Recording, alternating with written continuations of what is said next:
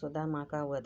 श्री कृष्ण के साथ सुदामा का नाम आता है। कई ऐसी कहानियां हैं जिसमें सुदामा का जिक्र हुआ है, इसलिए आज हम सुदामा के बारे में जानेंगे।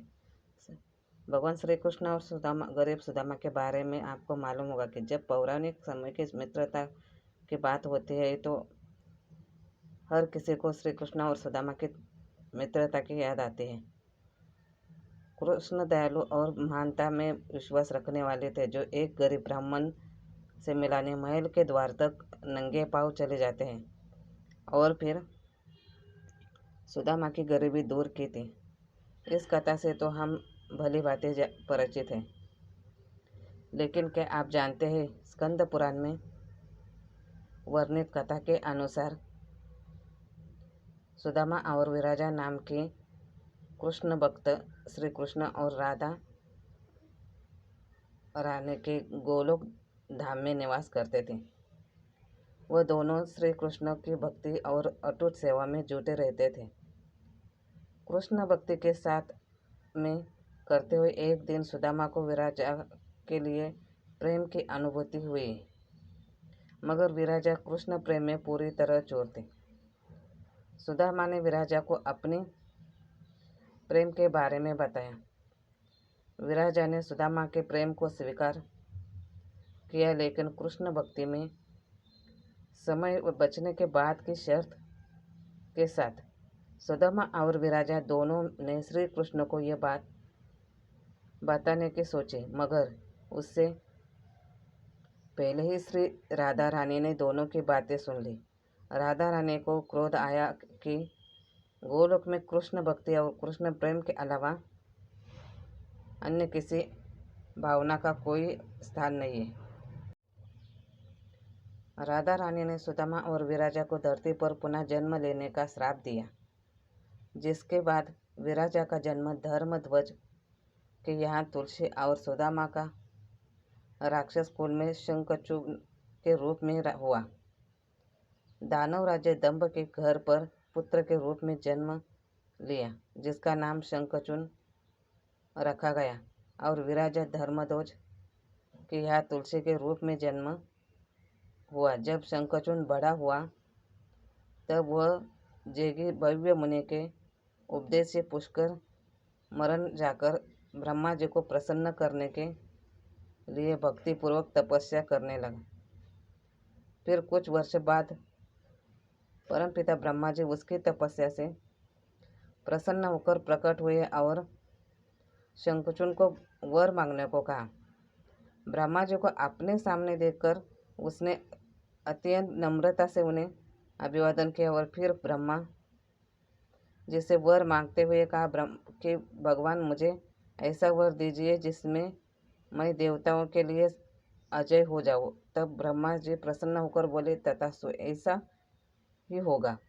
फिर उन्होंने शंखचूड को एक दिव्य श्री कृष्ण को प्रदान किया, जो सर्वत्र विजय प्रदान करने वाला था। तदनंतर ब्रह्मा जी ने उसे आज्ञा दी कि तुम बद्रीवन को जाओ, उधर धर्मध्वज की कन्या तुलसी सकाम भाव से तपस्या कर रही है, तुम उनके साथ विवाह कर लो। इतना कहकर ब्रह्मा जी अंतर्धान हो गए। फिर शंखचूड ने कवच गले में बांध लिया और ब्रह्मा जी के आज्ञा अनुसार वह तत्काल ही बद्री का आश्रम की ओर चला गया। कुछ समय चलने के पश्चात शंखचूड उस स्थान पर जा पहुंचा जहाँ धर्मध्वज की पुत्री तुलसी तप कर रही थी। तुलसी का रूप अत्यंत सुंदर और मनोहर था। वह उत्तम शील में संपन्न थी। उस सती को देखकर शंखचूड उसके समीप ही ठहर गया और मधुर वाणी में उसने उससे बोला, सुंदरी, तुम कौन हो, किसकी पुत्री हो? शंखचूड की आवाज़ सुनकर तुलसी ने कहा, मैं धर्मध्वज की तपस्विनी कन्या हूँ और तपोवन में तप कर रही हूँ। आप कौन हैं? सुखपूर्वक अपने अभीष्ट स्थान पर चले जाइए, क्योंकि नारी जाति ब्रह्मा आदि को भी मुंह में डाल देने वाली होती है। तब शंखचूड ने कहा, हे सुंदरी, क्या तुम मुझे नहीं जानती हो? क्या तुमने मेरा नाम नहीं सुना है?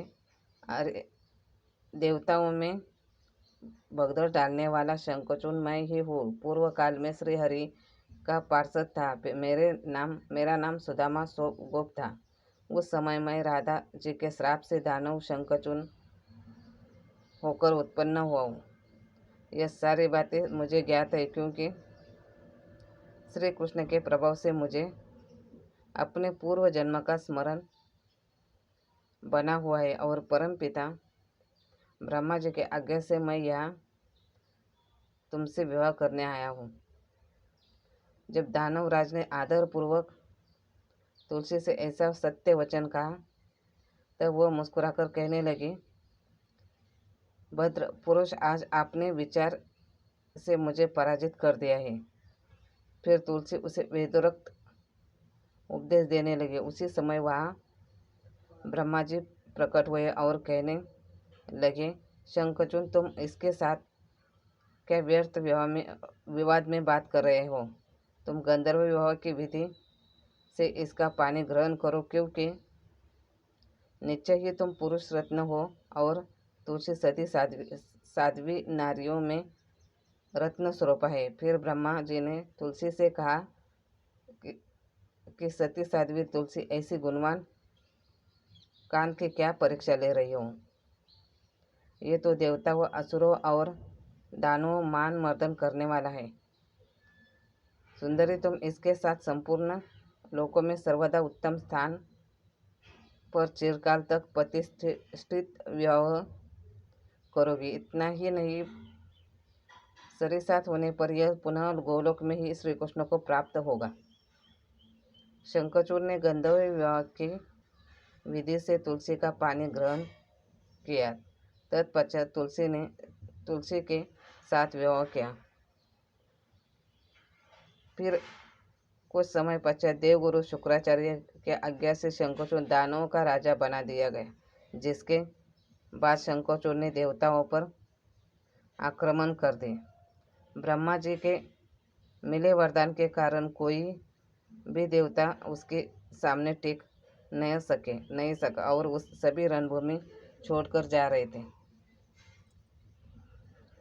फिर देवी भद्रकाली शंखचूड़ से युद्ध करने के लिए रणभूमि में पधारी। उसके बाद दोनों में भयंकर युद्ध शुरू हो गए। फिर कुछ समय पश्चात युद्धभूमि में आकाशवाणी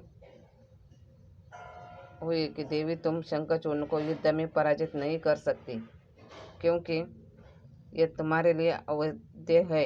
क्योंकि जब तक शंखचूड़ के शरीर पर यह दिव्य कवच है और इसकी पत्नी सतीत्व की मर्यादा निभाने के कारण तुलसी का पत्नी धर्म शंखचूड़ की रक्षा करता था और कोई भी उसे युद्ध में हरा नहीं पाता था।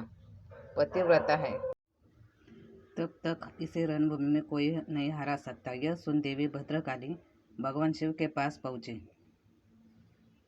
और उन्होंने आकाशवाणी की बात बताई। तब भगवान शिव श्री विष्णु के पास पहुंचे और उन्होंने शंखचूड़ के वध करने के लिए प्रेरित किया।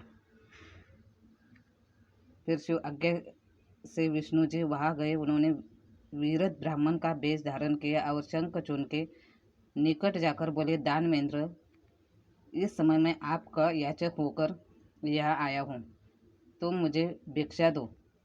यह सुन शंखचूड़ ने कहा, हे ब्राह्मण, आपको क्या चाहिए? तब ब्राह्मण रूपी विष्णु जी बोले, दानवेंद्र, तुम मुझे पहले यह वचन दो कि मैं जो तुमसे मांगूंगा उसे देना तुम स्वीकार करोगे। यह सुनकर शंखचूड़ ने ओम के उच्चारण के साथ वचन स्वीकार किया। तब भगवान विष्णु रूपी ब्राह्मण ने कहा, मैं तुम्हारा कवच चाहता हूँ। यह सुन दानवराज शंखचूड़ ने वह दिव्य कवच जो उसे प्राण के समान प्रिय था उस ब्राह्मण को दे दिया। इस प्रकार श्री विष्णु जी ने माया से उससे वह कवच लिया और फिर शंखचूड़ का रूप धारण करके श्री विष्णु जी देवी तुलसी के पास पहुँचे। वहाँ पहुंचकर शंखचूड़ विष्णु जी तुलसी से बहुत बातें करने लगे। तुलसी को लगा कि यह शंखचूर्ण है, किंतु कुछ समय बाद तुलसी के मन में संदेह उत्पन्न हुआ और उसने विष्णु जी से पूछने लगे कि तुम कौन हो दुष्ट, मुझे शीघ्र बताओ कि माया करके तुमने मेरा सतीत्व नष्ट कर दिया। अंततः अभी तुझे श्राप देती हूँ। उधर भगवान शिव जी ने शंखचूर्ण का वध किया। इस प्रकार भगवान शिव ने सुदामा का वध किया था, लेकिन उनके पूर्ण जन्म में सुदामा रूप में तो उन्हें परम भक्ति, ईश्वरी कृपा और गोलोक में कृष्ण चरण सेवा का उच्च स्थान मिला था। तो यह है सुदामा की मृत्यु का रहस्य। धन्यवाद।